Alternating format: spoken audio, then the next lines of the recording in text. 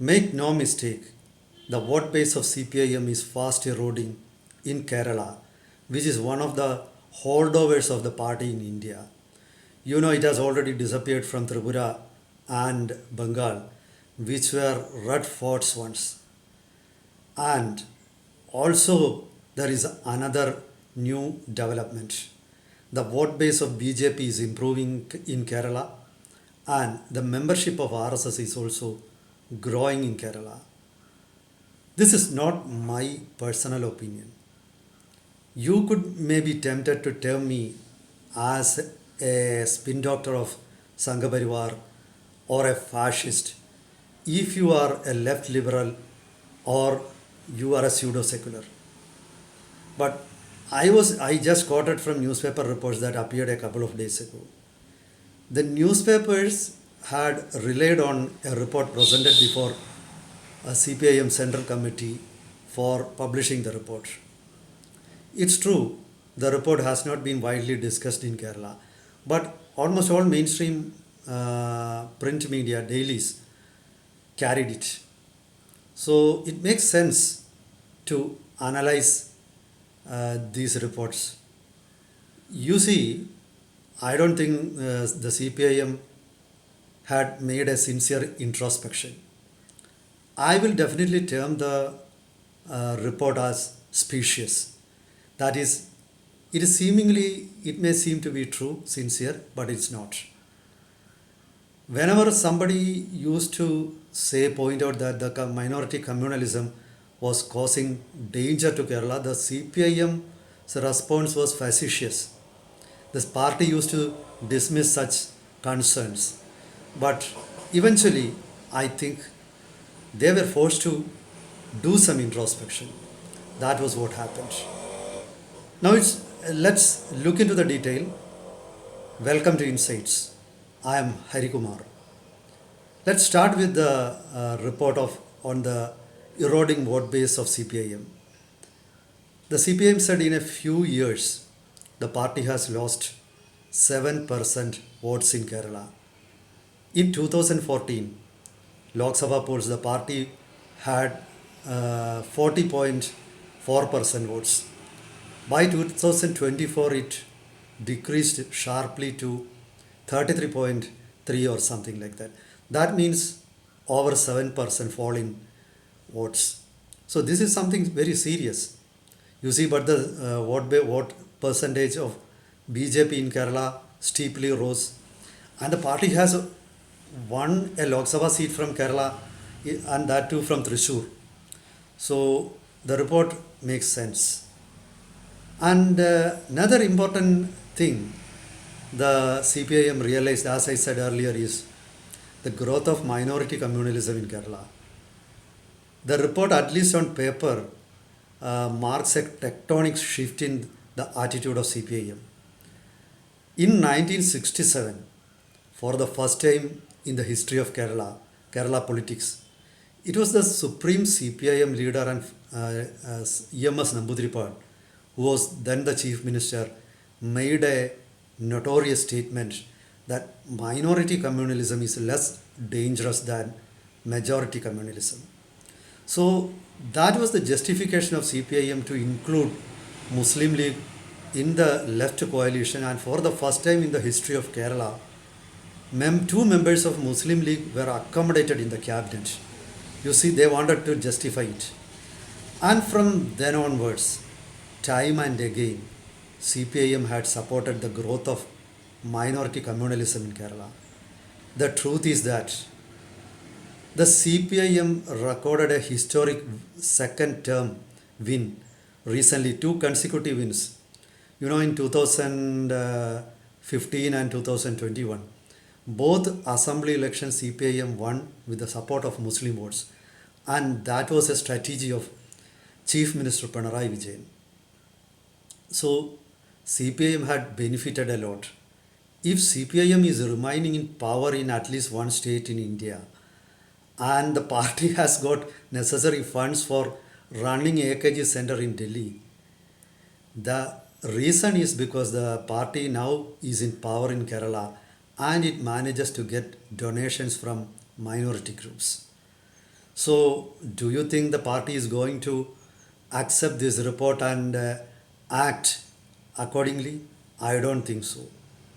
The party has now, it's true, the party has now realized that minority communalism or the growth of minority communalism in Kerala is dangerous. And it has specifically pointed out that minority communalism is posing danger to women also. That's also true. In the last few years, you might have read or you might have come across various incidents when of the rise incidents where uh, police and media reported that uh, radical Islam was growing in Kerala. In fact, organizations, terrorist organizations like ISIS recruited from Kerala. Many Keralites died while fighting in Afghanistan, Syria, and other places. But all those time, the CPM was like an ostrich. They never even accepted. If somebody pointed out such things, they used to call them communalists and they used to even file cases against them. They termed such remarks as an effort to divide the society. And Lashkar-e-Taiba was active in Kerala. There was even an incident when Lashkar-e-Taiba had carried out an attack against former Chief Minister E.K. Nayanar. And a police officer in Kannur town police station SA registered a case and he reported it as such. But even the Chief Minister, Mr. E.K. Nayanar, dismissed it as a conspiracy theory. But now the same CPIM is speaking about dangers of the rise of radical Islam in Kerala or extremism in Kerala. But the whole radical Islamic activities in Kerala have crossed the Rubicon. They have crossed the red line. Now there is no going back. How could you? At this stage, just by realizing it or making some statements, you cannot return to the previous days.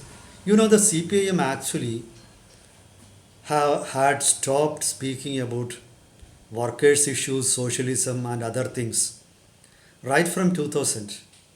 I mean, especially after Mr. Pinarayi Vijayan became the state secretary of the CPIM, the party radically changed its policies. And it was Pinarayi Vijayan who struck the idea of striking alliances with radical Islamist groups in North Kerala, and he successfully implemented that.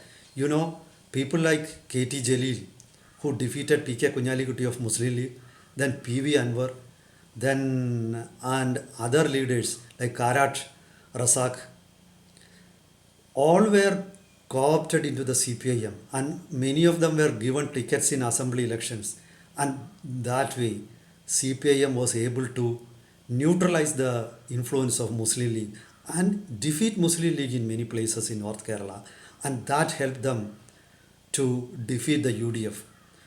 You see, for the first time, CPIM has won 2 consecutive terms in Kerala legislature. This was unheard of in the past. Now, all of a sudden, can CPIM forego the gains it had by aligning with radical Islamist groups? Absolutely not. So, I would say the findings in the report or a draft report presented before the Central Committee is sheer humbug, nothing more than that. The findings are sheer humbug. So, the CPIM is actually unable, they don't have the power to act on it. Now, they will just cry out their grievances. That's it. They cannot implement it.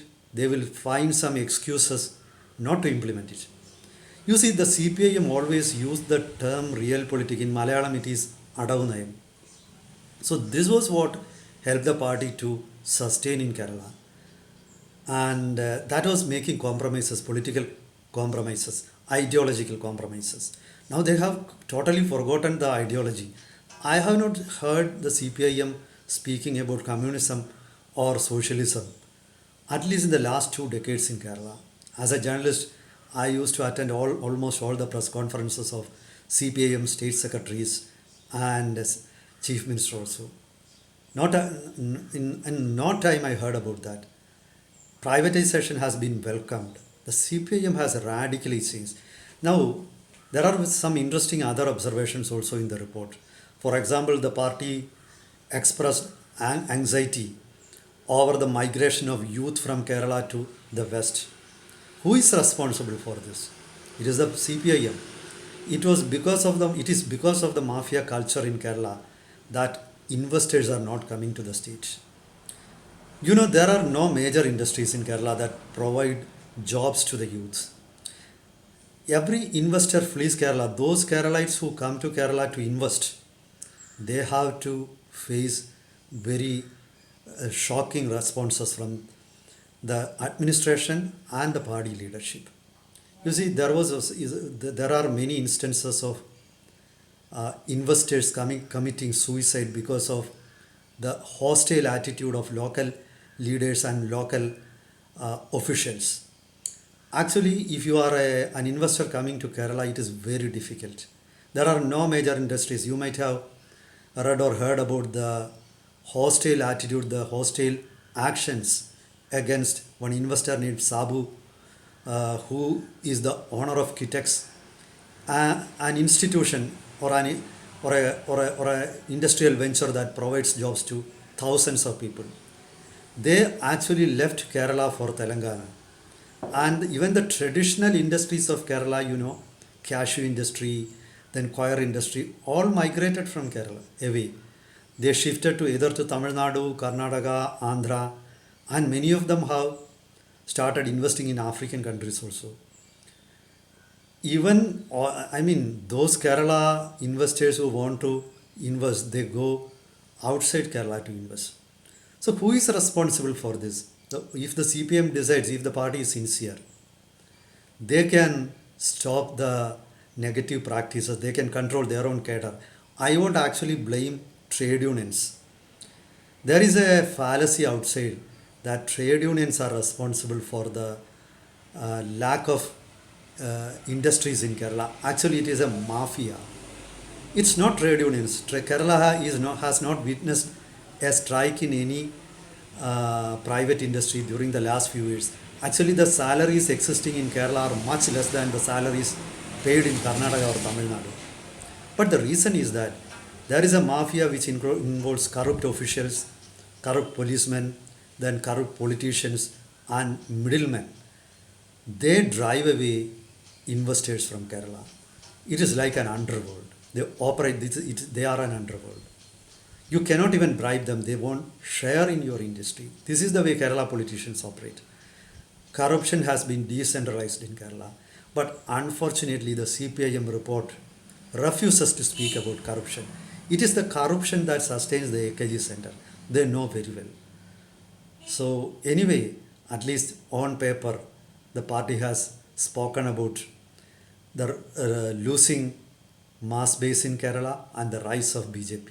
The BJP is rising because they are the only party that speaks out. For example, in the latest Munambam issue, when Waqf board tries to seize the properties of poor fishermen, even the Christian church, Latin Catholic church, which used to oppose the BJP tooth and nail, now they are saying that only BJP is supporting them. So who is to be blamed?